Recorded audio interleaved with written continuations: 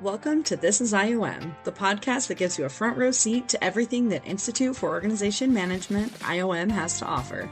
I'm your new host, Cici, and yes, you heard that right, the new host.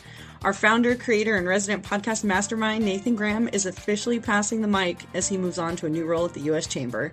Before he rides off into the sunset, we're putting him in the hot seat for one final time. Join us today in this exit episode where we are reflecting, reviewing, chit-chatting, and of course, laughing. We're getting into the thought behind creating this podcast, some behind-the-scenes moments, and even a lost episode you never got to hear. Let's get to it. I'm Cici Francisco, and this is IOM. Hello, Nathan. Howdy. Before you hand over the reins, the keys of the kingdom, all the passwords, we wanted to do a final exit interview with you. Well, this is gonna be it, I guess. You and I across the table, let's go. We're gonna do some reviewing, some reflecting, and then looking ahead. Oddly enough, the only time I think I did these in person were with the live ones. So nice. You're starting off with a very good Yeah, this is I'm gonna be taking over and I'm not ready, so let's go. Oh, okay, I see how this is. All right. This is punishment. If you are listening, crack open a cold one. My sparkling water. If you are listening to this, please help. Please send help. Send help. SOS. Well, y'all have had the honor of listening to Nathan, who was, and we'll get into this, the mastermind behind This is IOM. Yeah. And we are now going to put you in the hot seat for one final time and let you see what it feels like to be on the other side of the interview table. This is terrifying. Yeah, it really is. This for both is of us. terrifying, though. Being the host is so much easier. I can just ask questions and throw grenades, whatever I'm feeling. I love it. Well, just to kick off, we are going to do a little bit of reviewing, and we're going to start with talking about the podcast. So you are the mastermind, the father, the one behind the screen of the podcast. So tell us a little bit about how that started and what was the vision behind it. So I already noticed that we had a webinar product, blog product for someone to read or someone to watch. And in order to really get the webinar credit, you have to be there live. So if you watch it later, you're getting the knowledge, yes, but it is, you're dropping the value if you don't join in live. So that means you have to join in at a specific time. I wanted something that made us a little bit more, that didn't interrupt people's day, but still delivered some value. Because for a blog, it's not going to read itself to you. Whereas for the podcast, you can throw this in your car. You can throw this in while you're working. You can, while you're doing something else. And it's up to you. You choose and you interact with the product however you want. And plus it's on pretty much any podcast platform you can think of. So you can do this whenever you want. So I like listening to podcasts a lot. I think it brings me a lot of value because I can do the dishes or do something else. But you can still learn. You can still maximize that time if you want to. Audio maxing or whatever you're feeling, whatever term we're feeling. Audio maxing? No, I don't want it. Just adding maxing to any term. It just means you just doing the most with your time while listening to audio. I think it is the best way of learning for me, and so I wanted to at least have a product for those who learn like me through audio and wanting to do other things while I'm doing it, while maximizing my time. Now, some people might say you can't learn from that if you're doing multiple things. I don't want to. I can't challenge that. I'm sure some neuroscientist somewhere will prove me wrong, and I graciously wait for that day to happen because I want them to do it. But I think that gives people that chance, and it just diversifies the market that we can get into and allows people to be, learn in the way they want to. We've always said there's no wrong way to institute. I include that as part of our product portfolio. Yeah. Or y'all's product portfolio. I'm no longer there. Oh, it hurts. You're already disassociating from disassociating, IOM. Yeah. And how did you come up with the name? This is IOM. I have gone through many revisions. The problem is, much like your high school boyfriend, I cannot commit. And so sitting there thinking about what it should be is I wanted something fun. I didn't want to go the IOM podcast. Sure, I love generic branding like anyone else. Kroger's is not the Institute. It is just Institute. This is just Institute. Yeah, no, exactly. You have to fit branding guide and all of that. And then generic branding, I just, Sometimes Kroger's Frosted Flakes are just as good as the regular Frosted Flakes. Are you getting a cut? No, I'm not. Is this sponsored? This is not a sponsored podcast episode. Absolutely not. Although maybe we should be. Although I'm open to being paid. But I think having a name, and I wanted something that I could say that's going to flow off pretty well for me to say. I don't know. In the mirror? Did I practice in the mirror? This is the IOM. I think the most fun would be watching me edit this thing. One, we'd have to bleep out a lot, but two, because I just go, Nathan, do better with some more words included there. But I think thinking about what the name would be, I wanted something that was going to be brandable and everything. And so this is IOM. It is IOM because it encompasses all of the faculty members, the staff included in that, the volunteers, all of us included. So it is a microcosm of IOM, is that you get to learn a little bit. It's like a little preview before it, and it is truly an encapsulation of what IOM is in the first place. Yeah, I love it. Minus all of the fun snacks at break or any of the interactions you have on site, but it encapsulates some part of it. Yeah, I love it. Well, in total, you ended up doing, it looks like, around 25 hours of episodes and 37 episodes. And you kind of got into this with the editing, but at what point did you start to feel like, hey, I got this? Or did you start off feeling like, hey, I'm a master at this? Oh, no.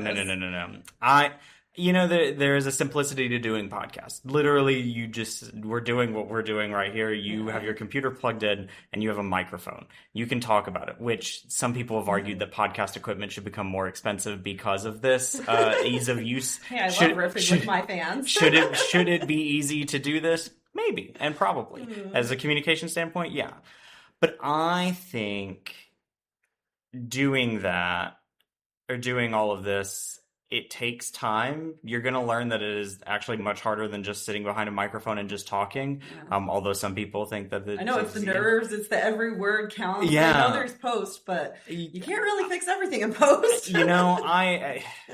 I'm of my generation, and so but you also want to, this is going out to people, and you want them to listen to it and love it and feel accepted, and it's basically the social media dilemma of episode over. Exactly. You have those nerves, you have that, and you're sitting there going throwing it out into the world and kind of hoping people love it. What if they don't love it? It's one and done, they're not going to remember what you said or did, and if it's a dumb thing you said, I'm going to say a lot of dumb things. And you can post something and you're like, that was so embarrassing. I can't believe I said that. I should have been better in this moment. You want to put out a perfect product and you can't, and that's part of the problem. Yeah. So when did you get past that initial this is so cringe, this is so eternal, this is going to live on? The best part about it is I used to not host it. It was someone else. I would put someone else in front of it. And then eventually that was, I think, the staff should not be the product. We things are going to change around, but there's volunteers. Other voices. Correct. Yeah. And I don't know if I can push back as much in a certain situation as much as someone who is a chamber or association professional, even though I am an association professional at this point. Yeah. Just a different kind. But there's something about continuity of host, I think, that's kind of nice, right? I think that when we listen to podcasts, usually you do kind of, it's because you enjoy the host. And I feel like in later ones I feel like we'd hear you as hosting, which was enjoyable because we got to see and hear from Nathan. Yeah, there is that. You want the volunteers to do it, but you also want to, control it for yourself and it's also just ease of scheduling. Yeah. So eventually I became to the point where I was like, I want to host this myself and kind of do this. I have all the equipment. I can do it again. Amazon is how many episodes or what would you say helped you get to that point of I've got this down to science, even if it's still you're tweaking. It was up until last year. Okay. Last year is when I started. When you're I've got this in stride. I got this. These can be easily thrown, and then it just took the drive to schedule them all and get them all ready. But that's half the battle. Yeah, that's half the battle. And then I decided to change the system again, so therefore my comfort level dropped. So you feel it. And then you change it, and then you're like, well, back to square one. Yeah. I mean, you covered a lot of different topics. I mean, you did anything from AI, disaster relief, to my personal favorite, the holiday trivia with staff. That was embarrassing. How did you decide what topics to handle? And did you ever get shut down with, you can't do that, Nathan? I was never told I couldn't do anything. But there was always we want to tie it to something, but I was always going to try and put like an AI spin or some spin of my own, because I did want to do things that I was genuinely interested in. I think I have some editorial authority there, but I always wanted to. I wasn't just going to go ask people random questions, which could have been fun, but I think it should tie back to the knowledge that you're going to take from Institute. It should highlight all parts of Institute, not just the person, but just along with the topic at hand. So I was never told not to do anything, but I think it tying to working with curriculum, and then is it a genuine interest of mine? I didn't want to be disingenuous. Yeah, disingenuous. I'm not gonna put heart into something that I don't have any heart into. You're not gonna fake it till you make it. Yeah, exactly. No. I've got limited time on this planet to do that, and so I'm gonna just do what I want to do. Yeah, I mean, one that I loved was the personality hire, which usually is a not so positive connotation, but you made it really fun, and that's a good series. What was the mentality behind that, or what kind of brought that about? I think people are a lot more interesting. Like we come into work, we have business. You're supposed to act in a professional manner. However, it doesn't have to all be the same. People are going to be the way that they are in a like you can't like put people down. It's the Streisand effect. They're going to eventually expand out. People are going to like you can't stop the beat if we're taking nice reference. The Hairspray reference. Nice. But Good morning, Baltimore. Good morning, Baltimore. I think people are interesting and we should get to know them as well, because they're the people that make Institute possible. And so as much as we talk about the curriculum, and we still want to tie that personality hire series back to like what they are good at, what they like excel at, the skills they took from Institute and ones that they gave into the system in general. But I also think that we should get to know them, because they're interacting with Institute attendees, other volunteers. We don't like the volunteer is not the same person over and over. It's not a replication. It's these people that we've all gathered together. We've gathered here together. Gather all together, and we want them to bring their best to Institute, because when they do it, the program is better. Okay. I want to know them. I want to get to know them, and I think attendees do want to get to know them, because then it kind of brings them down to earth instead of making them seem like some like ultra-human cabal somewhere. Like you want like they're people. And we're all people. Let's get to know them and get to know each other. And like you can find commonalities with people, and then you can work on things together, even if you disagree on a bunch of other things. Yeah. Like I'm like, let's play nicely with your children. Like chambers and associations should be conveners of the community, and sometimes that involves like starts with us. Yeah, it starts with all of us. But the conveners of the community, and like they need to get together and work together, even if they disagree on a bunch of things. Eventually, you're gonna have to come together. Yeah. So like, I want people to like get to know our volunteers, because maybe they'll find some commonality. They'll find someone just like them and be able to feel more comfortable in that space. I love it. Well, you had on a lot of different, faculty, volunteers, attendees, graduates, and one that reappeared multiple times. Shout out Kelly Marsalis, Plato Chamber. And why was she such a go-to? Or did she have something on you? No, she was on a lot of episodes. she was on the most episodes, if I am not mistaken. She was the Board of Trustees chair, and she just kept saying yes. Love it. I reached out to you, love you, Kelly. She just kept saying yes, and I was like, cool. It makes my life easier. And like, I think, going back to like a personality wise, she has such a good personality, and I wanted to highlight those voices. So much so that then I just took it over myself, because I think I have the best personality. That is a lie. But I think Kelly knows how to bond with people, knows how to talk to people, which is a surprising skill that some people don't have. And I think Kelly exemplifies that well. She's going to react, she's going to talk, and she's going to say what she means and means what she say. But she also just was inquisitive enough to like come up with her own questions. It's just like she was a good natural podcast host, because she's a good conversationalist. Yeah, I love it. I love seeing who was on multiple, and it was fun to hear just a variety of people. And it was interesting when I pulled that and saw she was on a couple. I was like, wow, go Kelly. Love you. Shout out. Way to go, Kelly. Thank you for your service. And when you look back on the 37 episodes, is there a favorite episode that stands out? One that you'd tell, or one that so two questions. One, is there a favorite that you had that was the most fun to record, to do? And then is there one that you would recommend somebody start with if they are new to the podcast? Ooh. I think the ethics one with Matt McCormick and Jim Johnson. Again, going back to like good conversationalists, they were we were just having a great time talking about various things. Whatever notion about a person that you would like to have a beer with, or whatever drink of choice you want. But I think those two like meld well together. They know each other, so it's kind of like it flows well. I liked introducing new people, but sometimes like the best come together. Like Jeremy and Anissa are going to be like in my live one. That was great just to do together. Those are the ones that I would start with, just because you get to know like personality wise who's like still working and like doing things for the program. And I mean, it was topical too. It was curriculum. It was ethics. It was like that is a good. Don't start with the holiday spectacular. You'll be very confused what this podcast is. Don't do the trivia one as your first one. You might want to like buckle up and get more attuned to who these people are. You need to know who those characters are. I don't know what other podcasts would provide you, the podcast episode that provide those characters to you, but listen otherwise.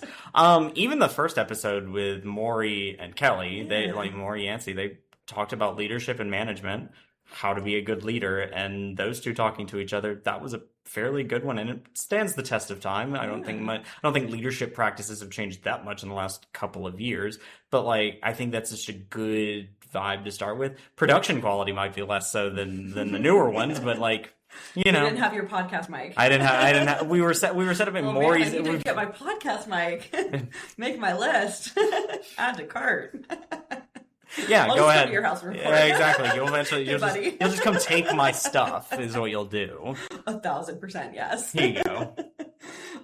When you look back, is there an episode that didn't go as planned? So technical failures, or you didn't press record. Anything that was a recording disaster, somebody not showing, last minute cancellation. When you look back, were there any, and don't name names. Yeah. But anything that came up that was, not as planned. There is a lost episode of This Is IOM. Where's the lost episode? Unfortunately, it was with an IOM vault. Yeah, sure. It's buried deep. But it is it's an episode with all of the chairs for the summer sites 2025, I believe, or the vice chairs, whichever one. And for whatever reason, the recording just did not work. The conversation came through perfectly fine. Yeah. And then I went to go and edit it. And like, you don't want to waste people's time. And well, the file just kept like, somebody's voice kept skipping. And I was like, I can't fix this. And I spent a lot of time trying to repair the file. I was sitting there like, let me see what knobs I can crank here. Just give everyone a voice filter. Yeah, exactly. Like, we're going for a new look. We're going for a more of a inside edition of a Dateline vibe here. From the upside down. From the upside down, yeah. It just wouldn't work. And so like the lost episode. I sent them an email being like, I'm so sorry. But I didn't want to re-record it because I didn't want to waste their time. And like, what if the recording doesn't work again? Yeah, exactly. Yeah. It was like 4 or 3 people on that. And I was like, I'll catch you in 2027. I'll catch you guys later. Eventually, they'll all end up somewhere on the podcast. That's my biggest scare. Is just like, did I press record? I've checked it no more than 5 times. You're gonna look over into the thing and see that red dot and go. And then I'm like, did I mute it? Did I accidentally forget to record it? Yeah, you're gonna. I'm just gonna start double recording on my phone and my computer just in case. Just to, just in case. You'll know the difference in audio quality. I assure you. So I'm actually here just to learn your best practices. Oh yeah. This is really a transition meeting that we're recording and posting to the internet. Exactly. Whatever way we're doing this. Well, you mentioned this about your live episodes that you did on site. So how was that different? Recording in front of people versus, usually what you mentioned, being across from each other right now is not the normal, Yeah. Usually you're on a screen, but how were the lives different to record? The feed, like instantaneous reaction. So like I can look over and I can see for Megan or Gary, I was looking at Megan's like face and reaction to questions. You have an audience, which like I'm not saying we filled the room, but we had like at least 10 people. A laugh track. You hold up the sign. This Laugh. This podcast was recorded in front of a live studio audience. It was like 10 people. My 5 best friends. Let's be honest, it's 2. And then I don't. You're one of them. And then I don't own the equipment. So I'm dealing with like room reservation and dealing with the universities and like making sure that the audio comes through, and I'm plugging in my computer. God, I hope it records properly and it doesn't sound terrible, which in terms of audio quality, those are 2 of the best quality episodes, because they were like good microphones and it's not people on Teams. It's like we're in person. Somebody you don't even have Wi-Fi issues. Yeah, exactly. I'm not dealing with Wi-Fi issues. Yeah, exactly. It's me and the crowd and my guests. Like, it's all of us together and we're praying we make it through it. And then we had live questions, which was good. It gave people, I only got to do it once at Winter in Southeast. I would have loved to like refine a little bit more. It's just, logistical challenges, getting all of that dealt with, and then like, do we have the time? Yeah, do we have time to do this different site? Yeah. Can I pull myself away from doing another thing to do this? Is it worth it? Like, managing all of those expectations. I would have loved to do more of those. That would have been great. Yeah. But unfortunately didn't make it through. But we got those 2 episodes, and I think they were very fun. Yeah. I would love to build and refine, but sadly, I'm not doing that anymore. So you can do that. So sad.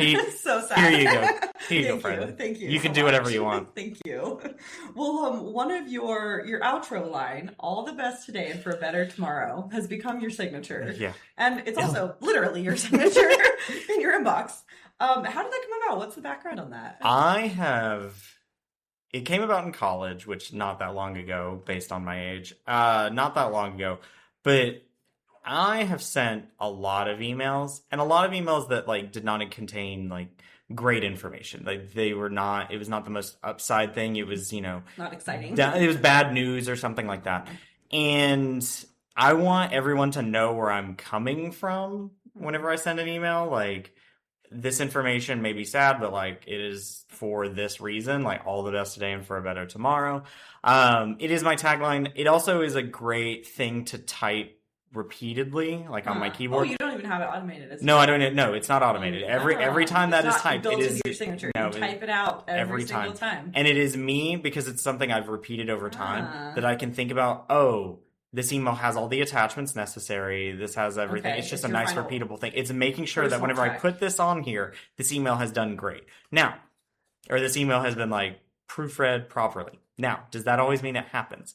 No. But it's just like email after. See the attached. Sorry. Well, also, I have a big thing is like, when you write something, especially something that's going to be tough for someone to read, or good news or something, I wanted to make sure that it comes from me as a person. So you're making sure that this is not an automated email. Yeah. That is like me typing this out. Make sure that you know that I sent it. I didn't know you typed that every time. I thought it was just God, no. I am typing it every time. But I want you to know it's coming from me. Like, when you put something down, sign your name to it. Yeah. I always want my face to be the thing. And like, whether or not that's good or bad for me is beside the point. But I'm making sure whenever I write something that it is coming from me, and you know that. And like, will that play out in court one day? Maybe. Who's to say? But like, it's like, are you sure this is your signature, sir? And they're like, well, it says all the best today for a better tomorrow. I can't really lie here. And it gives me some accountability. Yeah. Like, I'm typing this out, like, you can hold me to it. And if you don't hold me to it, which is why there's a lot of decisions that go into email and things like that. Like, I don't put a number down, because you were going to pull this like 6 years later and go, this is the number you quoted me. Yeah. Like, if we're going to talk about it, we'll talk about it in person. Mm. Like, don't put everything in writing is what Nathan. Don't put everything in writing. You can sign that, Nathan. Yeah, he's saying, I want, like, people are going to pull receipts. And I pull receipts all the time. I bring the receipts. Exactly. So I don't want. Everything. I don't know what people are pulling. So I want to make sure that it's like, hey, sincerely, Nathan didn't write that. All the best today for a better tomorrow. Nathan wrote that. I'm scared to write that every time, because the word "the," which this is embarrassing to admit, I should not do this on a podcast. Sure. The word "the." This is your first episode. This is going out. Is the word I mistype the most, and I have done this since like 3rd, 4th grade. Whatever grade we learned to type in, I always do TEH. It is always the word I just like in my typing. Like, I skip the THE. I always It's the word that I most frequently mess up. So I would be terrified to include 2 thes in my signature because I would end up sending all to best today and for You can't mess that part up if you're going to put a guarantee on it. I think my word is convenience, which is a much longer word. How often are you typing this word? I have to type "sorry for the inconvenience" a lot. Sorry for the inconvenience. Yeah. You're inconvenience. I know other people's is like restaurant, like that can be weird for people. The is kind of embarrassing because it's the most common word. The struggle is so real. Or the struggle is so real. Well, enough embarrassment for me. Final question on this section is if you had to describe the podcast in one sentence to someone who's never heard of IOM, what would you say? An experience that centralizes all of it. An experience that will change trajectory. Like that's the way I would describe it. Is like you are going to come to and like, let's make it long form.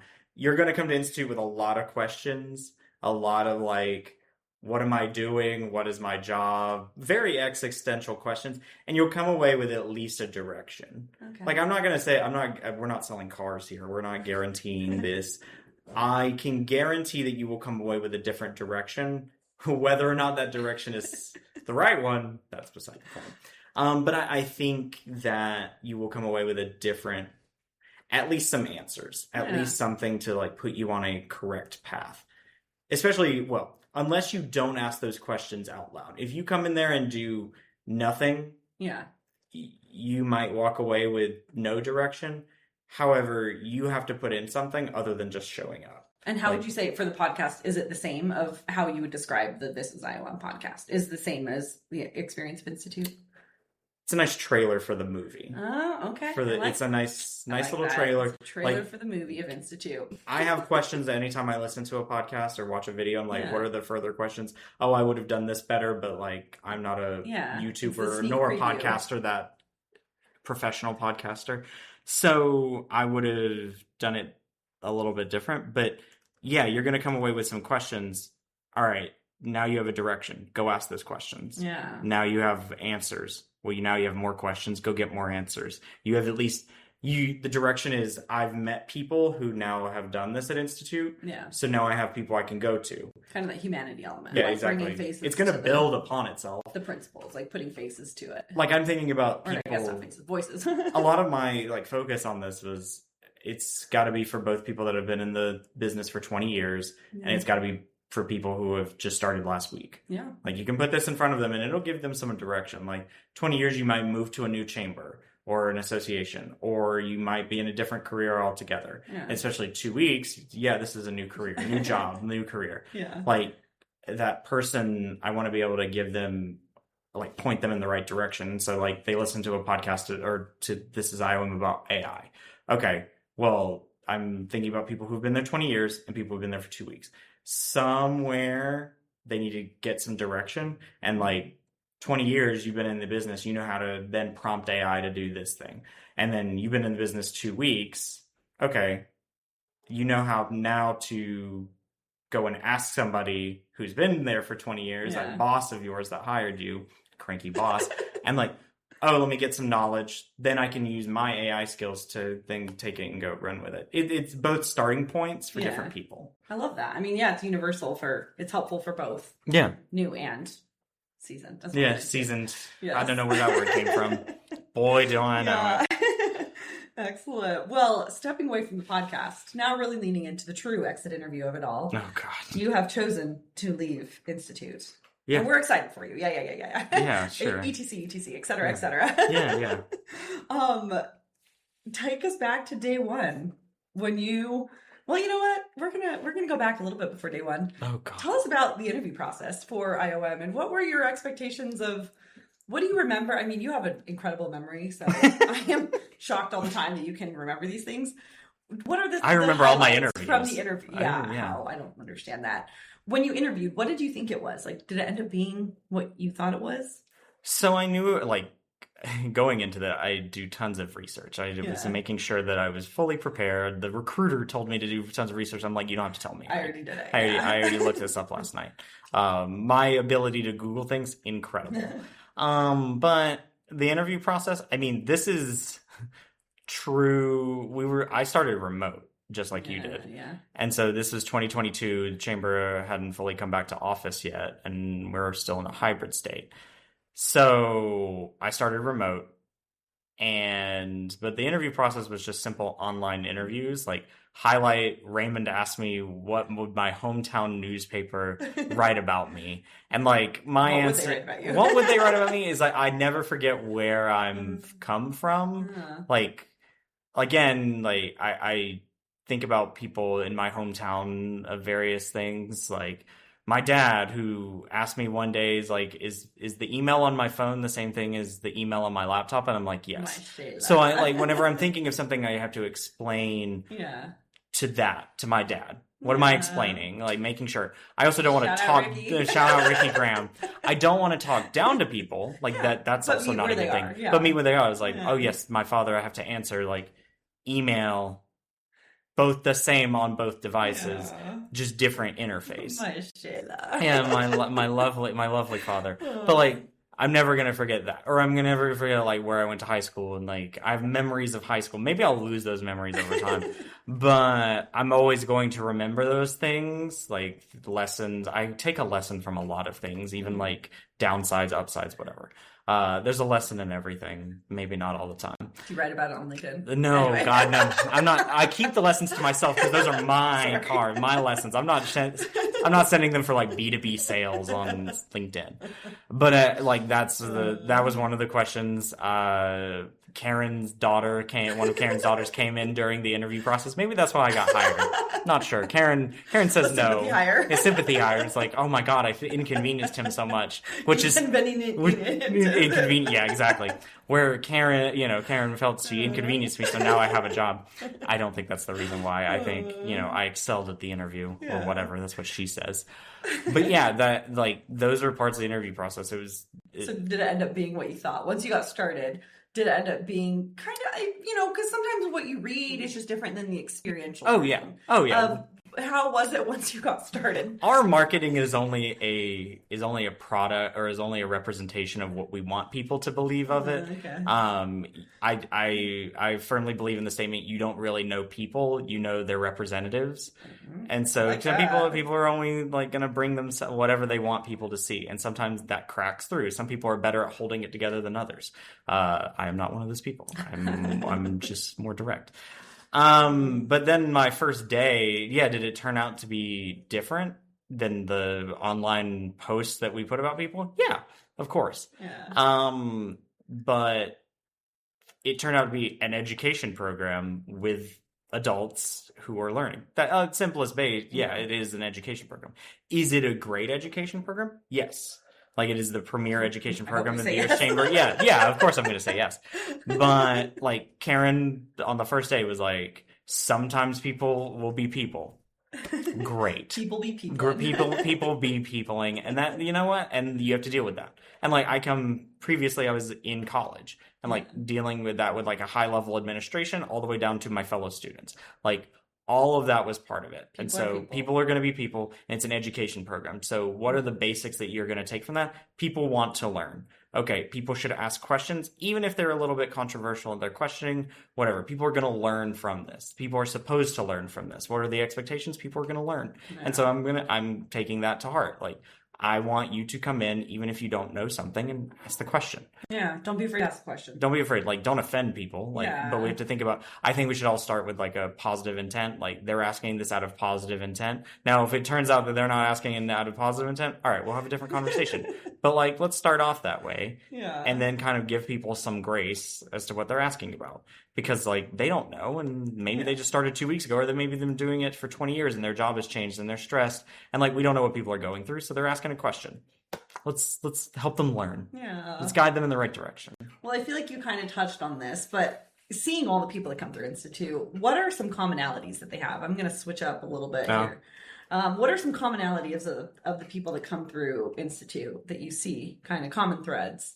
I mean, they're all coming to us at different stages in their life, but they all tend to care. Like, even if their boss sent them there against their will, by whatever manner, I think they still care because there's either an incentive to do it out of the goodness of their heart or like out of like a moral sense or like they want to get better at their jobs or there's a monetary value out of it. Yeah. I love incentives and so to learn, some people are there because they want to learn because they want to grow in their career. Some people there want to learn to grow in their career to make more money. Some people want to do it because they care about their communities and do all of that. And I think there's all central, like they do care. Yeah. But care for different reasons. Yeah, I feel like everyone who's come to Institute, even if it's like I'm here because my boss wanted me to, there's some level of they care. At least they care about something, right? Yeah, different cares. Yeah, they care. Like they all care, and like sometimes incentives align. They maybe care about making more money, but they're coming to Institute will help benefit their communities because they want to go home and do a better job. It's like the string all attached. Yeah. But I think that does a really good job of like tying them all together is like all these people care about their lives or jobs or whatever. I like that. I'm like thinking, how do we make that a marketing? Everybody cares. Everybody cares. Everybody cares. Yeah. I don't know how that's going to sound, but might want to run some marketing test on that. Get a focus group together. See if how that feels. Well, one of the last projects you worked on was the curriculum refresh. And I know curriculum traditionally has been kind of under a different bucket, not necessarily in your purview, but break it down. What was that experience for you? And for those that are not familiar, what did the curriculum refresh entail? So the word refresh again, I can't commit to anything because I'm the one who said, let's call it the curriculum refresh. You were like the revamp or something. And I was like, I need different words. And then I can't commit to those words. So refresh, I consider it more of an audit. But we already have like course audits. Yeah. So like, I didn't want to use that word. So refresh, taking what we have, maybe we need to group it together because we had 23 areas of expertise and 52 classes. Are people coming away with all 23? I'm not sure. I'll get to this in a moment, but like something I wanted to highlight more is like what are core principles and what are elective principles. That's what I never got to get into. But taking all of that, bundling them under different umbrella groups so that people could understand like what they're going to take away. Like the whole expectation of the curriculum refresh was to make sure that attendees, faculty, staff, everyone had clear expectations of what the class is and what the class is not going to be, so that you can direct your questions more appropriately, so that you don't feel like you walked in and set proper expectations for what you're about to learn. Because at the end of the day, the attendees are paying and faculties are invested in this through they're showing us their expertise. So we want to make sure that the expectations are set correctly, or else no one else will come to this program ever again. This program will see its demise. So I think everyone, I think in innovating upon that, breaking them down into umbrella groups to make sure that classes fit in the right category, and then making sure that those are distributed properly. Like making sure you're not getting too much leadership and management one year and then too much of this over here. We want to make sure that's a balanced diet of institute. The pyramid of institute. The pyramid or whatever shape we're going with to show. I clearly follow it very well. Yeah. I had a tray. I had a pyramid and then a tray showing for what this is. Mine came in an ice cream carton. But that was taking all of that, organizing it, using some AI to help navigate all of that, because we have a lot of documentation. It's a lot of info. Yeah. Taking all of that, organizing it, and then sitting down with various task forces for each of the umbrella groups for 2 hours each, going through each individual class saying, what's wrong with this class? What isn't wrong with this class? What can stay? What needs to go? Why are we repeating these topics so many times throughout this same umbrella group? Yeah. Why can't we focus on it more here and make that possible? Like, it was a huge undertaking. It was organizing and making sure that, like, you had to be on step. And then I wanted to, with the task forces, making sure that they had free reign to say whatever they wanted. Yeah. Like, nothing was off the table. Some things can happen today and some things can happen down the line. Because I think we get trapped in, and then like for the regular curriculum process is sitting down with the curriculum committee, we maybe get to 3 or 4 classes in that time. And like, I think we need more. I think there's setting a cadence of making sure you're auditing it consistently, of going through all classes so that you don't have the same problem in 5 years, 10 years of, it's been a minute since we've touched the whole curriculum, you know? haven't heard what's going, like, and we have a tendency to view something as like, if it's still getting good feedback, if it's not broken, don't fix it. But I think sometimes we have to be ahead of it breaking before it fixes. Like, I'm not, you still have to go to your annual checkup. Exactly. I'm not waiting for the dam to break to put some maintenance into the dam. So why not do that with our curriculum? And like, it's a continuous innovation thing. If we don't continuously innovate, like, be ahead of the attendees a little bit, like, they're gonna be like, ugh, I could have learned this at home. Why did I come here? And if we start questioning that, then we question the program, and I'm like, we have a problem. We want to be proactive instead of reactive. Sometimes we have to be reactive to certain things, but let's be as proactive as humanly possible. Maybe that'll make dividends on the future. Yeah, and that's the goal of the curriculum committee, is looking ahead, being strategic, is not getting caught in the minutia and the nitty-gritty, is staying ahead and providing the best program for attendees. When you went through the whole process of the curriculum refresh, was there something that stood out to you from the sessions you did, or something you learned that changed the way you think, or even just from the curriculum in general, from as an attendee going through the program? Anything that stood out that really stuck with you? I like good systems. And so sometimes whenever I would read through something and someone would point it out to me, I was like, oh man, we need more consistent wording and consistent, like, a dictionary, and making sure that, like, we're not alienating people. And like, it truly shows how, like, sometimes you don't look at something for a long time and you're like, ooh, this is old language. Ooh, this is not good. Ooh, we are really banking on the faculty member really holding this together, because if they did it the exact way we worded it, it would be seen as something from like 2008 or something. And then like watching I know we cannot truly convey to people listening, unless they're involved, how much people care. Like how much our volunteers and how much the faculty actually care. And I mean, they're investing time into it. They're not just like collecting a check and going home, or collecting prestige and going home. Like, they're taking time to conversate with others, even people that have only met during that call, during just a virtual call. It's one of the most invigorating experiences, because people are like talking and like, should we really be doing that? Should we really get, like, even like people who don't know each other that are coming together and like they care a lot, and they're throwing their opinion in there and then getting their opinion questioned and not being offended, and like jumping in and like still like getting conversation and like productive conversation through in those 2 hours. Like, it's seeing how much they care. It's great. Inspiring. It is inspiring to watch people like take time out of the day for free and do it.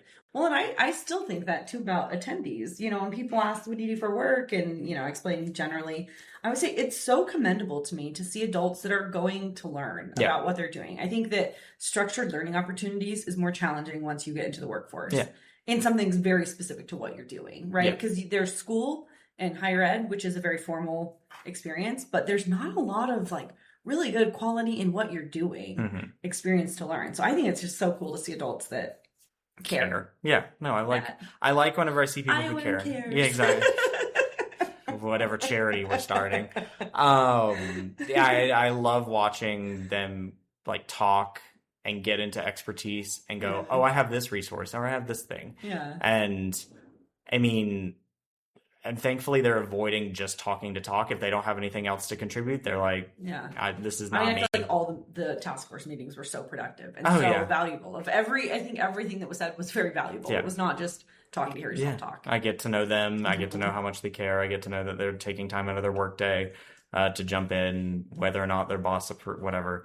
Like they're taking time, and it's really like inspiring. Like I'm younger than pretty much everyone involved with this program, but it's like, it's good to know that they are taking the time to talk with me, because it shows they care about the program and like what it means to me or to people someone else my age. And like, And prepping it for the next generation of attendees. They care a lot about the thing I think about is like humanity is a ladder that keeps on going and going, and they're not like looking to chop the ladder off at the bottom and let everyone else kind of fall away. Oh, I love it. Yeah, it's great. Great analogy. Yeah. A man of many words. Don't chop off the ladder. Don't. Keep it going, guys. I love Clap your hands together, Tinkerbell style. Well, stepping away from curriculum focus, so I know your job was many different buckets. As you look back, what are some behind the scenes staff moments that stood out, or things that participants, attendees never got to see? Our meetings were always fun. And we were traveling a lot together, so we get to know each other quite well. For better or for worse. For better or for worse. Why are you crying? Why are you crying? Like we get to see everyone when we're up, when we're down. Like we're working a lot together. Yeah. And then choosing to sometimes go and hang out together. Sometimes like is girls' night. Yeah, girls' night or something. Me, of course, queen of girls' night. But it was like one of those things that like bonds people. Like certain offices, they're like 9 to 5. Never see them afterwards. Don't travel with them. Don't have to worry about them. I only worry about them from 9 to 5. Yeah. Whereas us, I'm like, oh, okay, well, I'm prepping for this, or I'm dealing with this, or like I can come and talk to you if I'm having an issue or something. Like, we're traveling together, so we get to know each other. That changes it so much. When you travel with people, you really get to see it all. Yeah. No. I'm not going to fake who I am at 7 in the morning, 6 in the morning. Yeah, we're getting What you see is what you get, man. We are getting on an American Airlines flight. We're getting to know, like, all of us together. Yeah. And it's all still professional. Like, we're still working and, like, talking about issues. But it's like, we're always like, and I'm sure, and like you said, attendees couldn't see this, they can see this. Like where we're like making jokes with each other and talking about things. And like knowing each other quite well to know, like, I know Karen's coffee order, or like, Cici, I'm your emergency contact. But like getting to know people around you and keeping it professional is quite a good thing. Yeah. And it like you said, people can see, and it impacts the way you do what you do. Yeah. When you have that trust built. There's I hate the word synergy, but there is a synergy to it. Synergy. That's the word I IOM cares, synergy. IOM cares. But like synergy between us, like where we know, where it doesn't feel so disjointed, and we all manage our areas of all managed our areas of the program, but we knew, like, I knew what Cici was working on, so therefore I could work on this, and like there was a lot built into that from just us being together a lot. Yeah. And so we get to know each other. In each other's business. And like we have team dinners at the sites. They're always fun. We're just we're like making jokes, cracking up the whole time. It's not a quiet table, I assure you of that. No one has described that table as quiet. No, we have some people looking over at us like... But we've never been asked to leave. We've never been asked to leave. We keep that threshold pretty well. I love it. Well, when you look back on the 4 years with IOM, what was the highlight of these 4 years? Of course, it was meeting you, Cici. Of course, I knew it. I knew it. I mean, it's the people. I'm gonna go back to this all the time. It's the people. Like, I enjoy talking with them. It's the people. The tone is everything. Karen does a great job picking the volunteers, and Raymond, all of them. Shout out Karen and Raymond. Shout out Raymond. The highlight is all of the people, like, again, showing that they care, but then like showing up and not being boring. Like, life is very entertaining. Aww, like all of these people are, and it's not like I'm sitting back like some like ringmaster being like, yes, entertain me, fools. But I think there's a lot of humor in the world. This is how I learn best, is through humor. And so learning like what people's days are like and what they're dealing with, even like the bad things, there is still some, not humor, but there's a lot to learn from it. And then there's just humor in daily people's lives.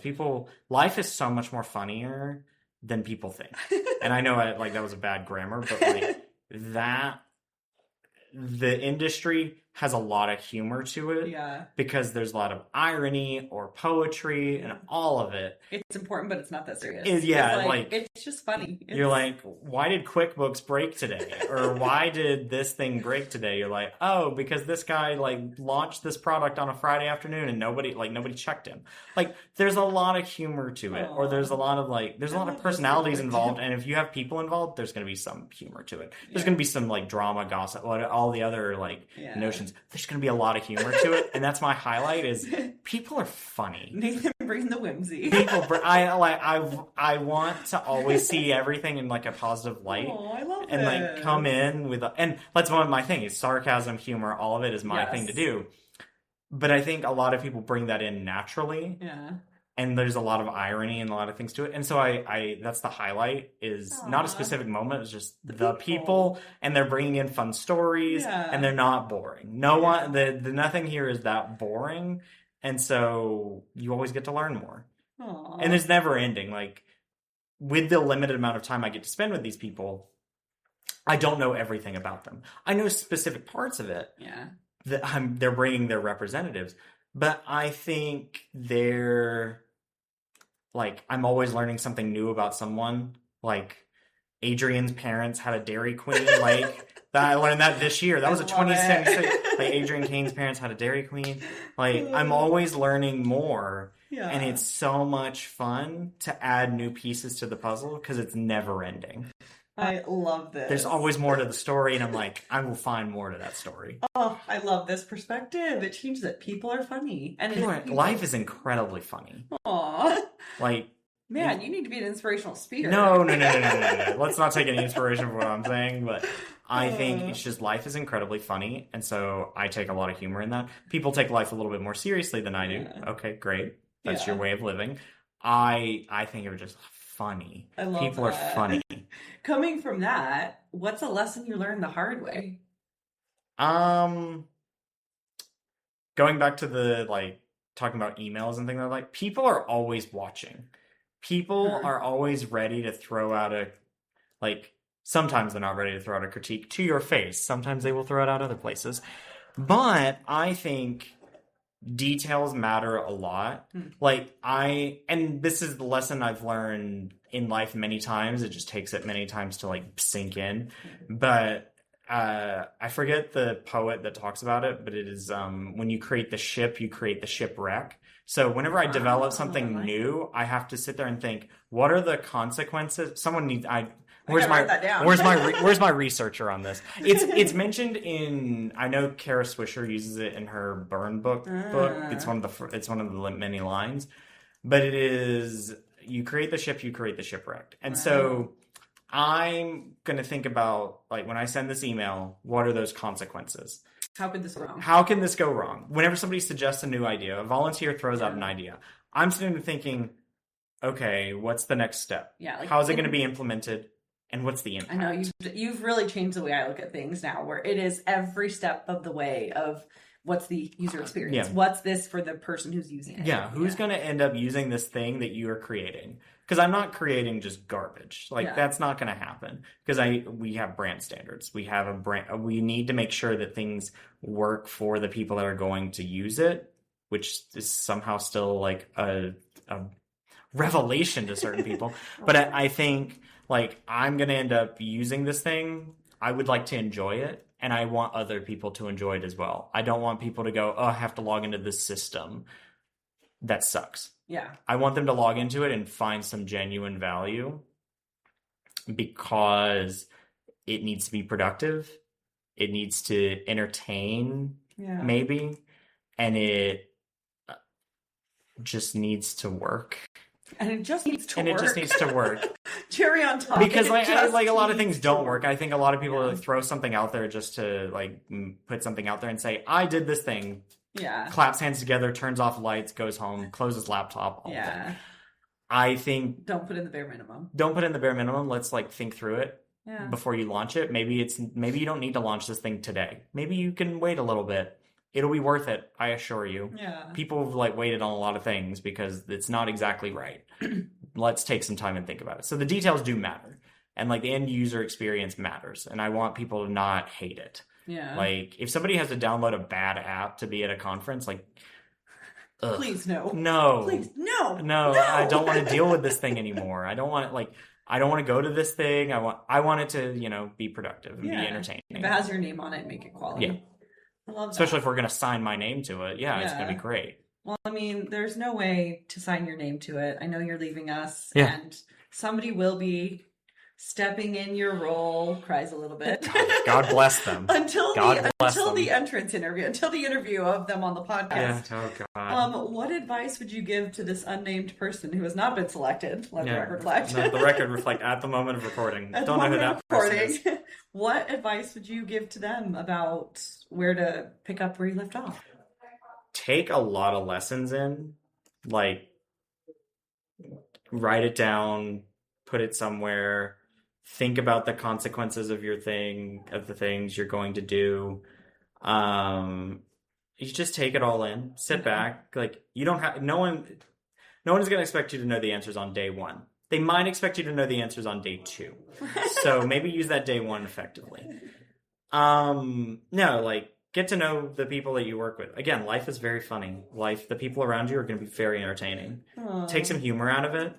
Like, and remember, you are educating, let's talk about it. You are educating the next generation and the current generation of chamber, nonprofit, association professionals.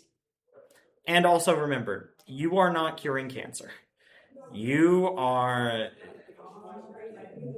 can create these things and you can make them good, but don't stress yourself out doing it, and make it easier on yourself to put in good systems, do all of that. But take it all in, learn from the people around you, and use this knowledge for what I'm doing in the next job. Yeah. Or if you choose to stay for a long time, like Raymond or Karen, learn more every year. Try and keep it interesting, Build on what you started. Build on what you started. Like, don't rest on your laurels. Create something new, but don't, stress yourself out doing it. It's important, but it's not that deep. Correct. Your life is not worth doing all of this. You need to also have a life yourself. Yeah. Well, you did mention this. You are moving on, which we are going to transition to the final, the penultimate final section. Moving on, Nathan. This is a Harry Potter amount of questions. I know. We're going to speed run this. They're like Fast and Furious. Yeah. Fast and Furious movies have less questions than this. Rapid fire is the final section. This is a quick one, but tell us, what are you moving on to? You've been with us for 4 years. You've done amazing. What's next for you? Where are you moving up to? So the point that my email for the U.S. Chamber still works, it indicates that I am still at the U.S. Chamber. I'm just in a different department. I work in our information technology area, working directly in like a chief of staff / project manager style role directly for our chief technology officer, Bill Jewell. So managing how the IT department and small business departments flow membership wise and everything, making sure the trains remain on time. So my job becomes less outward facing and more inward facing. Yeah. So that's been a big adjustment thus far. So my email still works for the U.S. Chamber. Hey, so I'm still hit them up. my ID didn't just randomly stop working. And if it did, that's another. That's a whole other problem. It's another conversation. Thankfully, I know the department that deals with it. So I'm in that role now. And still continue on using my knowledge of other parts of the U.S. Chamber to help assist in that. Yeah. So, that's exciting. We're excited for you. I know I make it seem doom and gloom, and we will miss you, and we do miss you. But that's the optimistic answer. You should hear what they say to me. Behind closed doors. No, we're very excited for you. Yeah. Thank you. So to get into the heart of it, what about Institute or the team are you going to miss the most? And you can cry. I can cry. Will I cry? This is a safe space. This is a safe space. This is an audio medium, so you can't see me cry. You can only hear it. What am I going to miss about the team? The thing is, I'm not going too far, so I'm like, all of the access that I had previously, I can just be like, hey, what's going on? Hey guys, I'm back. Like, even if you kick me out of Teams, I'm in the IT department. I can figure my way back in. So you can't get rid of me. I'm going to miss the travel with the team. I like, traveling, doing all that together. It was fun because we eventually end up in a rental car together, and like we're driving, and now at the point it was me driving around everyone. But I'm gonna miss the day-to-day meetings with those external people. I'm gonna miss the day-to-day meetings with you all that involve us like working and talking about things at the same time. I'm like I'm thinking about it as like the characters in my story are not changing, they're just expanding. They're changing, like this character is now a background character versus like the day-to-day experience with this. While still friends and like we're going to connect and everything, they're not a main part of, they're only now friends. They're not people I work with. Yeah, they're not coworkers. They're not coworkers, and not like colleagues, whatever way we want to go with it. But like everyone is changing role in my life. Not everyone, but everyone that I work with. Yeah. And so now we have different stakes, different cards to play. Yeah. And so there's a lot to that I'm going to miss because I like change, but adapting to change is hard. Yeah. So. Aw. There are other people that don't like change and like they're not making it through this quite well. Your podcast host right now, Cici. She's in tears. She's in tears. She's holding it back. She's holding it back over here. Crying. No, but like for reals. For those that do know us, they know that we are besties, work besties, frenemies. We are thick as thieves. I'm Cici's emergency contact. Folks. You have my location. I have, yeah. Because, hey, I mean, if anybody's going to see I'm not where I'm supposed to be, it's me not showing up to work. You're going to know. You're the person to tell. Yeah. What's your final message to me on the record, Nathan? Take my hand. Take my hand. We're going to play some Wicked. Yeah, no, that's exactly. You're going to be fine. You have the skills, and I will say this to anyone that like is mourning my leaving this. You are going to be fine. You're going to be fine. You have the skills. You are very good at what you do. Be sure to continue. Like, obviously, you're not going to have the same thing with someone like me, unless there's a cloning system that I'm not aware of, that we're just going to hire Nathan's clone. But you're going to be fine. And you're going to do a great job. And like, we can still share in the victories and successes of what you're doing together. It just I won't be as much of a part of it. So, and I say that to Karen, I say that to Sam, and you know what, to Raymond too, even though he will care less about that portion. But we can still share in those things. It's just that I'm not as much a part of it. Yeah. And you'll be fine. So don't worry. Call Nathan for pep talks. We should get you on a Cameo.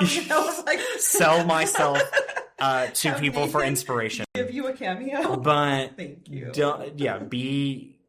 But connect with the new people. Like, this is not like, again, play nicely with the other children. Play nice with the other children. Don't rest on your laurels of like, oh, I had a successful thing with Nathan or with Isabel or with this other person. Like, keep it going. Make new friends. While my characters are also changing, yours are also changing as well. And so you're adding someone new. So make it part of the story. Dang, Nathan. Giving life advice. I love it. Don't this like is great. Life is not over with. I'm not dying. I thought this would be a roast. No, exactly. I thought your final advice. That's right. That's right. I'm gonna. When I think you're gonna zig, you're gonna zag. Exactly. After this microphone turns off, we're going back. Then it begins.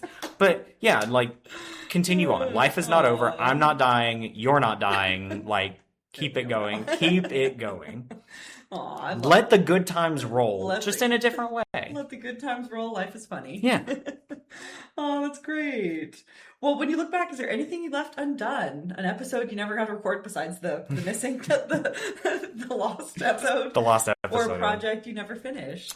There's tons. Like, not even just a podcast episode. Yeah. Like, I want a better platform for delivering our content. I want all of these things that I never got to work on because, like, the constraints of doing day-to-day work and, like, expectations are different. So I wanted something, I want to create new fun designs. I want to make sure to keep it fresh. I wanted to do more podcast episodes. I wanted to do more live episodes. I wanted to include more trivia things with our volunteers. There's tons that I wanted to do. It's just that, like, eventually you work so much that you've gotten more things under your portfolio that you can't expend more things to do. Like, at some point you just You can't create do a it all. consistency that you can't do it all. Yeah. No, I would love to do more. Like, it's an education program. So again, like, nothing's ending. Now it's on a repeat cycle because Yeah. of these sites, but you can make new changes. You can tighten a screw a little bit. You can loosen a screw somewhere and Yeah. let's see what happens. But like, you can always do new things. It's an education program. We should be changing the way we do things every day, doing more webinars, doing different podcasts, doing live podcasts, doing all kinds of things. Yeah. Like, you got to be innovative about it. There's new ways of making people want you more. So yeah, I would have loved to do that. I would have liked an alumni network where people can connect and Yeah. share ideas. We have different standards at the U.S. Chamber, so we can't just like open up a Facebook group and haul off. Like, that's going to be tied back to us eventually, especially if I put my name on it. But like, I wanted to do something where the IOM journey never ends, but it changes, and Oh, like, I you like can that. keep it going. Like your advice. Yeah. The next chapter. Exactly. I Always. love it. Always. What's- I'm pretty good at keeping to a theme. Let's remember.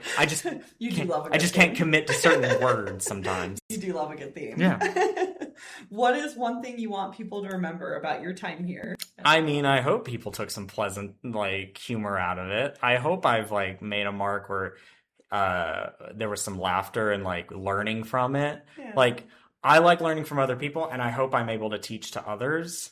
Like, my experiences are different from other people's experiences. I like to share what I'm like if there's, like, everyone talks about, like, the next generation is going to take over soon. I'm like, no, I'm ready to take over now. Thank you. I'm ready to clock in. Let's go. I'm ready to get, like, I'm ready to put it on my time card. Like, I'm already here, and like, I'm not waiting for a certain age to, like, transition over. Like, certain things I need life experience for. Yeah. But I'm ready to kind of jump in here. Like, at first, obviously, in this job, I was like sitting back and listening. And then once I got to a certain point, I was going to jump in. And I'm ready to do that again. So I hope what people took out of it is, like, I'm ready to lean in and get things done and lead and do all of the things that you keep saying that Gen Z is going to do eventually. I'm like, no. It's now. The future is now, old man. Like the Malcolm in the Middle episode, the future is now, old man. Let's go. Like, you can, then I still want you to be part of it. It's not like I'm here to kick you out, but I want you, like, we can all do this together.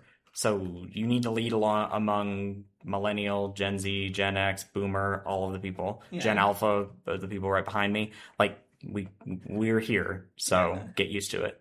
Well, you alluded to this about wanting to be able to teach. You are going to be teaching. I am going to this be summer. teaching. You are joining the ranks of IOM faculty. You know, I can Tell never us, leave. What are you teaching? Yeah, you can never leave. And what perspective do you look forward to incorporating? My perspective in that I have worked with people that are both paid and unpaid, and they still create great change.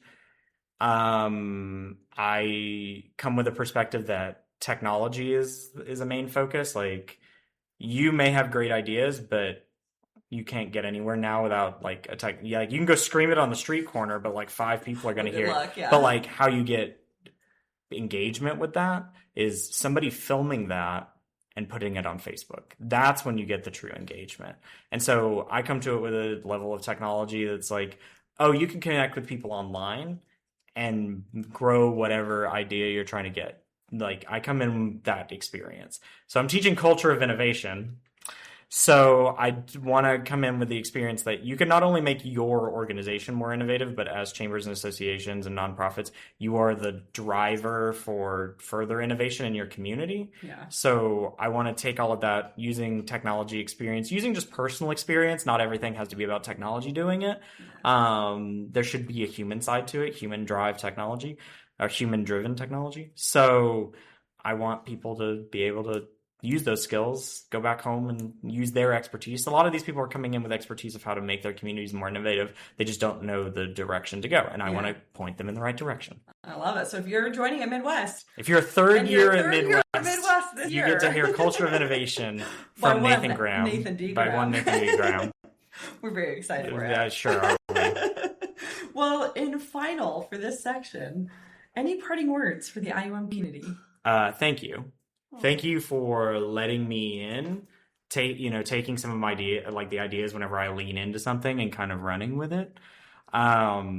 you all are doing great. You care. You're gonna be great. I have a lot of respect now for a lot more associations and chambers, because you like think of these as like no name places. Like, no, they're actually pretty deep. Like, they're quiet about it. Sometimes they're quiet. Sometimes they're loud about it. Sometimes they're quiet about it. Sometimes they're very quiet about the movement that they're doing in their communities. Yeah. And you all deserve a lot more respect than you get.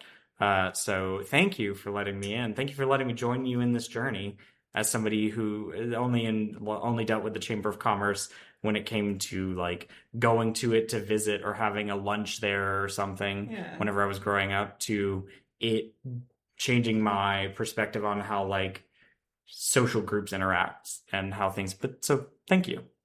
Oh, I love that. Yeah, thanks. Oh, hope I got something. Hope you took something from me. Like, we'll wait for the comments on this podcast.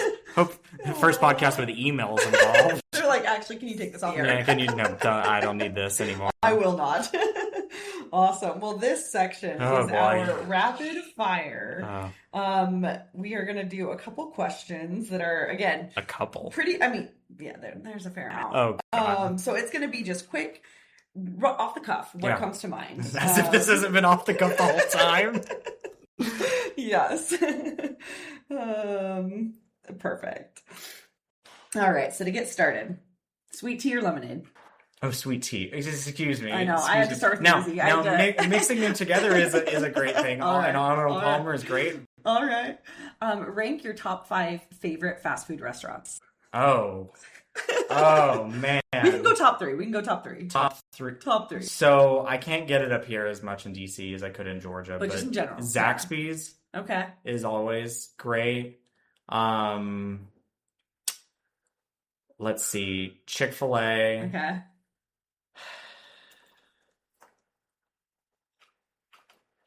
And then Shake Shack. Ooh. Okay. I'll like chicken. What? Well, Shake Shack is not chicken. It's a burgers. I get a burger. Yeah. And then like 4 or 5 is like McDonald's. Okay. McDonald's is always a classic, like consistency sake. Okay. And then KFC. Again, I love chicken. Reminds me of Arby's, but we're not going to get into my ranking. No, we're not going to talk about Arby's. What is your Dairy Queen order? Dairy Queen? Well, like the food is fine, but I will always get a chocolate chip cookie dough blizzard. Ooh, chocolate chip cookie dough, that's a good one. I'm going to Georgia in May, the end of May, so I get to have Dairy Queen. All right, yes, all right. Who is your top artist in your Apple Music Wrapped? I only know Spotify Wrapped. Apple Music Replay. Whatever they do for the year end. So Spotify girl. Yeah, Who's your top artist? It always comes out to be Taylor Swift in some way. Yes! Taylor Swift or Sabrina Carpenter. Yes. Like, among those, like, that'll be the one I listen to with, like, the most songs. Yeah. I have a commitment this year to listen to more albums. Like, I need to listen to 50 albums by the end of the year, because last year I only listened to one complete album. Wow. I listened to a bunch of different songs from various places, but I never, like, listened to a whole album, which I know to the music heads out there, it's going to be a little weird, because most people, you listen to albums. Yes. TTD. Whereas I'm looking at the menu and picking off my favorites and not listening to the whole thing, which I think I'm doing the artist a disservice at that point. I should listen to how they intend. Yeah, top to bottom, like all. I'm not looking at just part of the painting. I'm looking at the whole painting. Yeah, okay. The mosaic. Okay, I love that. What are you going to miss more? Working with me or creating site registration pages? Why are you picking? Wow, the hesitation. The hesitation is there. Says it all. Because I get to like just like sit there and design things and like play with things. Like, is anyone going to interact with this a little bit different? Whereas working with you, there's a bunch of different. It's going to be working with you. Duh. Like, there's a lot to it. Like, that was a softball. Which institute site has the best food, and what is it?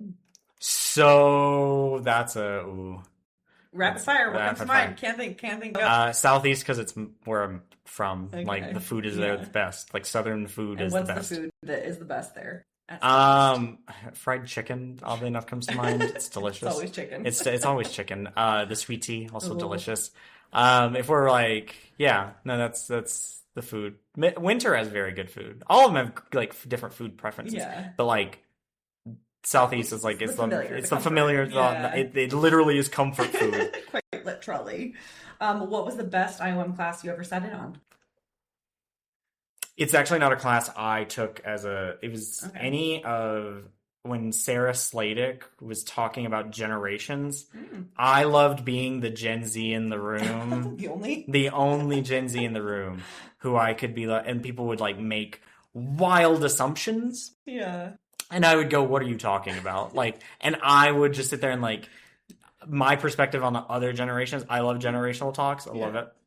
Because I think people think of it too simplistically. I think people need to be more connected. Like, we need to all work together. We're all in this together, guys. But like, I just love any of those classes. Like, anytime that like generations are talking about. So, and like industry trends, I know Anissa talks about that. There's various classes. Maury Yancey used to talk about it quite a bit.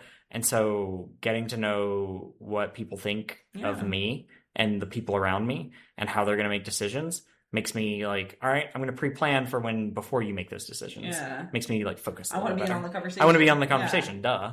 I love it. Okay, of the episodes you recorded, 37, how many times do you think you said, I'm your friend, Nathan Graham? This is your friend, Nathan. 37, probably. Do you think you didn't say more than once each time?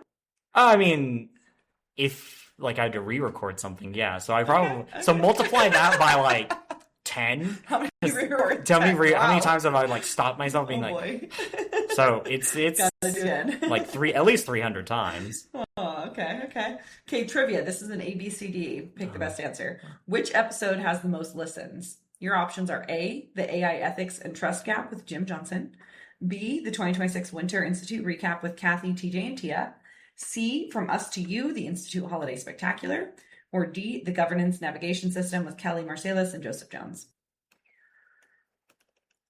Those are recent episodes. This is the top. Which has the most? I'm going to say the 2026 Winter. Yeah, you're right. I knew it. See, he's a winner. See, you can't. All right, which episode is the shortest? A, Disaster Relief with Vanessa Bennett. B, Aligning Money with Mission, Non-Dues Revenue Strategies for Associations and Chambers with Avi Olitsky. C, 2025 Winter Recap with Rudy Flores and Crystal Tilton. Or D, Governance with Kate and Claire. It's the aligning one. It is the Disaster Relief. Wow. By a minute. Wow. By 1 minute. By 1 minute? This is crazy. Crazy. I knew I shouldn't have told you how to look up the analytics. Which episode is the longest? A, Volunteer Development with Anissa and Nathan. B, 2023 Southeast Wrap-Up with Kelly, Henry, Ashley, and Melissa. C, 2024 Winter Wrap-Up with Josh, Terry, Britton, and Nathan. Or D, Reflections from the Podium 2025 Summer Site Graduate Recap. So which is the longest episode? Is it the 2023 Southeast one? You're right. Yes. Those Southeast people, so long-winded that they are. Oh, all right. Again, this is just quick rapid fire. Who was your favorite guest to interview? Avi Olitsky, because I did not know he was a rabbi. Oh, nice. I was like, Shout out Avi. Avi, yeah, I love like a religious context to all this. Yeah. Like again, more context, the better. I love it. How many total streams have there been since the podcast launched? God, I don't know. This very morning. This very morning. Take a guess. We love betting on our team. I mean, it's over 1,000 at least. I know. So, as according to our most recent, is 885, but that again could be the streaming. Oh, that's a change. Yeah, there's a change in like when we changed over platforms, we obviously like lost a bunch of data. So yeah. All right. Podcast so this year, 885. Yeah. Okay. That's what I'm pretty good. I'm pretty good this far. If the podcast had a theme song, besides one it has, but like a song everyone knows, what would it be?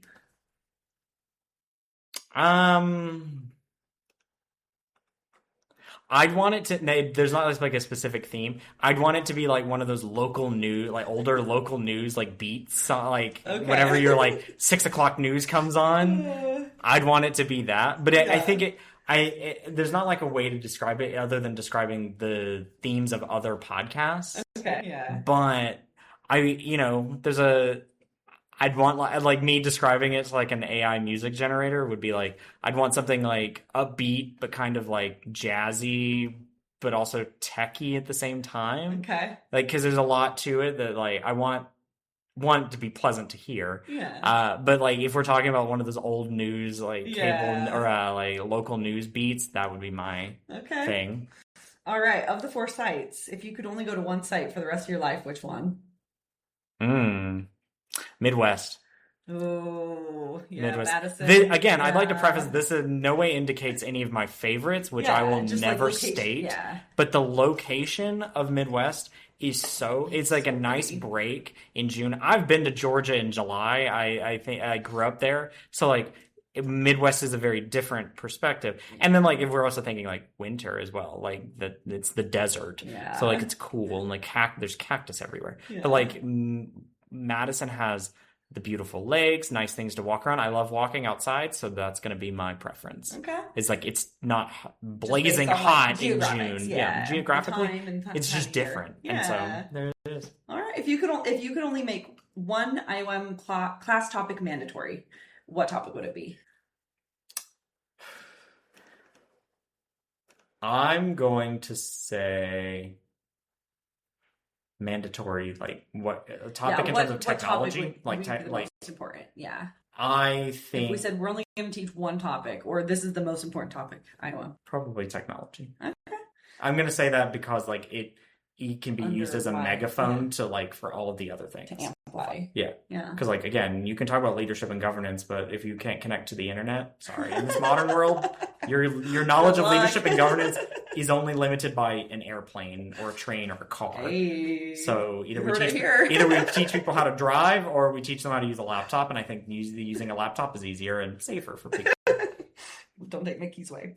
One word to describe your IOM experience. One word. Thoughtful. Oh, I like that. Yeah. On a scale of 1 to 10, how much are you going to cry when this episode airs? I'm not going to listen to this episode. What do you mean I'm not listening to this podcast? I'm not listening. You're not giving us your listen? I'll let it play in the background. I'll run a bot that just listens to it all the time.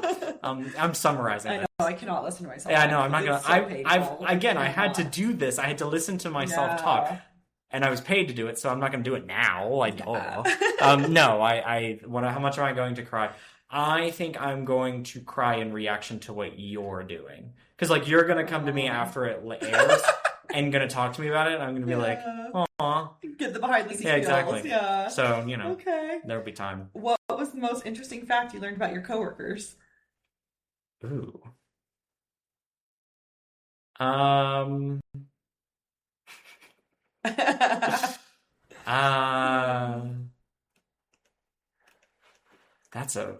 That's a bold one.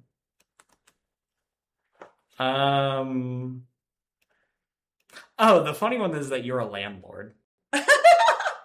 I don't know.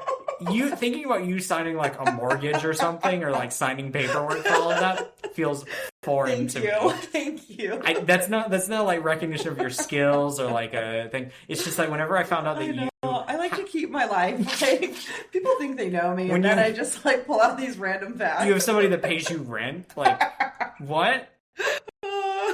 What are we talking about here? I don't know. What's a Karen fun fact you learned? We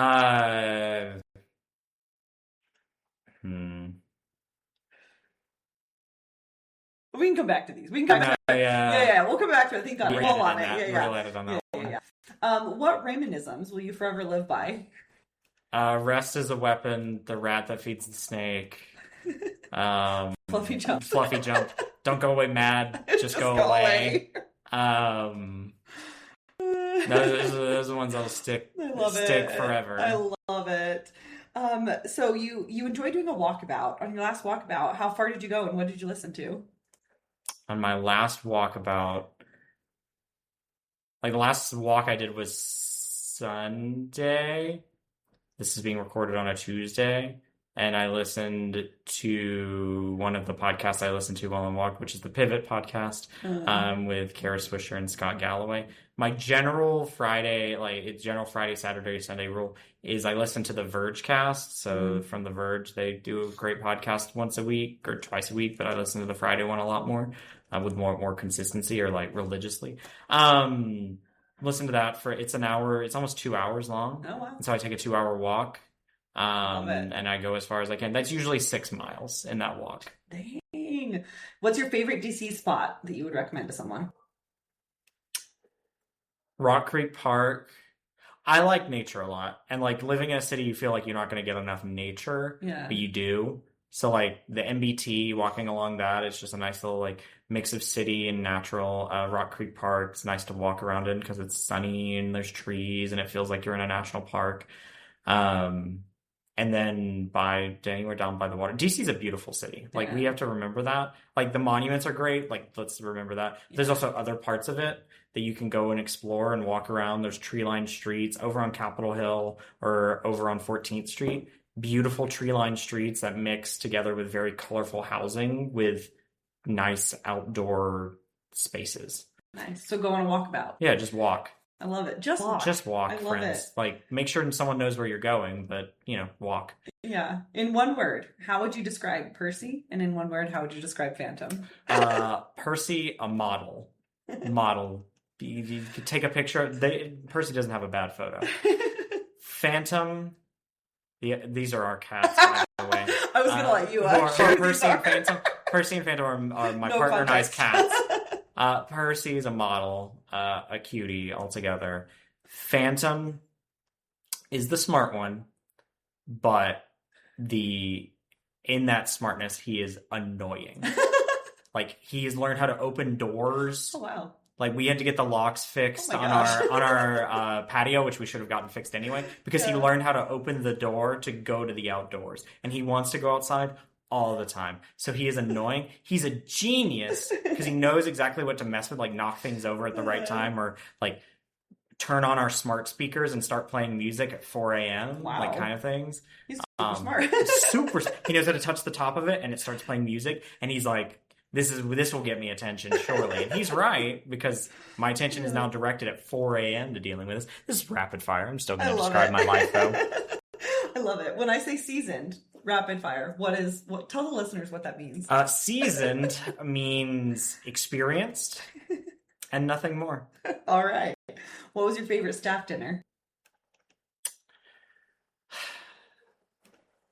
There was the one at Northeast, the last Northeast one that was me, you, Isabel, Raymond, and Karen. Okay. I think that was 2023. Had to have been 23, yeah. So yeah, actually left in 24. So that last Northeast dinner was amazing. Oh. We also had another one with her at Winter, but I think that one, like the shape of the table, it's circular. It was circular, and it was at the White Dog Cafe, so it was like circular, and it was like all of us could like throw things out there and like have ideas. It was just nice. And then like it came down to the shape of the table, because like the Winter one, it's a rectangle table at the time, and so I was like, it's not as like conducive to conversation. You're facing one person versus me facing the whole table. Yeah. And so there was The a space. intimacy and the conversation. The food was great. I think I got a pork chop. It was delicious.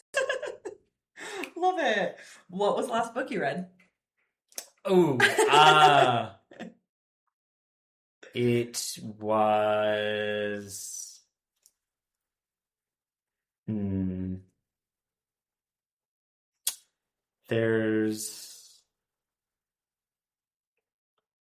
I think it was like Notes on Masculinity or Thoughts on Masculinity by Scott Galloway. Okay. That's the last one. Or I forget the title, unfortunately, but it's the newer book by Andrew Ross Sorkin about various characters in the Great Depression. Okay. And And the for crash. context in this question, this is something Raymond asks everyone. Yes, this is something Raymond on asked the everyone IOM in the team interview. Yeah. So we got to bring it full circle, The book I read before Raymond was Fareed Zakaria's book about lessons to take from COVID. Okay. So like, Yeah, there's a full, through line. full circle. Full time. I love it. Okay, final question. Oh. And you've asked this question. How do you disconnect work? Uh, Have you figured out how to disconnect? Have I figured it out? Yes. I think the answer is I truly can't disconnect, but like I'm not in front of I can get away from my laptop. But I'm always thinking about something that's going to make my job easier. Like, oh, this thing I'm using on my phone or these earbuds that I'm listening to are going to make my meeting better, or like whatever. So whenever I'm doing something, it's like, how am I thinking about this for work? I can't truly disconnect. However, like going on a walk and like disassociating for a little while, I will still thankfully my memory holds everything together. So like, I'm like, Yeah. oh, I can remember doing this or I can remember doing that. No, how do I just going on walks, taking trips now that I'm like going with my partner somewhere. I'm in just under 2 weeks, I'm going to a beach somewhere and just sitting there for a little while, listening to my albums. Am I going to be thinking about work? I do it all the time, but that's because I'm thinking of a lot of things all at one time. Yeah. Like what's for dinner and when's my report due? I wake up thinking about it. Yeah. Like, well, that's the report thing. Not the report thing. I clock in at 9. But how do I disconnect? I take those walks. I've tried to do the activities that people have recommended. Various I don't have a power washer, so I can't, but there's a power wash simulator game that you can play. I play video games. I watch TV shows, and I make sure that that's what I like, even putting my phone away, not distracting from the rest of my life. Like I will watch a show and I'm watching the show. Not scrolling. Not scrolling as I'm watching the show, which is a problem. But I put the phone away, even unless I'm watching on my phone, which I do happen to do sometimes, because I think I should watch in different modalities. But I watch a show and I'm watching the show. Yeah. Well, Nathan, that is the end of today's exit interview. Thank you so much. I forgot to ask. I need my lawyer here to do this. Oh no, this is all off the record. Scrap it all. Back to the beginning. Well, in true fashion, I got an alert that it is time to be real. So I think we need to end today's podcast with getting a be real. So thank you again, Nathan. It truly has been a pleasure. Thank you. Working with you, and you will be missed, but we're excited for the next chapter. When do I collect my next paycheck? My last paycheck? All right, and we're done here. Thank you so much. Thank you. And that's a wrap on Nathan Graham's exit interview and final episode of This is IOM. 4 years, 37 episodes, and more edits than he'd probably like to admit. We couldn't let him leave without making him sweat a little first. Nathan, you have been the heart and soul not only of this podcast, but also of the IOM staff team, and you will be missed. That said, we are so excited for your next chapter, and cheers to you, buddy. And don't worry, listeners, This is IOM isn't going anywhere. It's just getting a new voice. Stay tuned, and we'll catch you in the next one. In the words of one Nathan D. Graham as a final send-off, all the best today, and for a better tomorrow.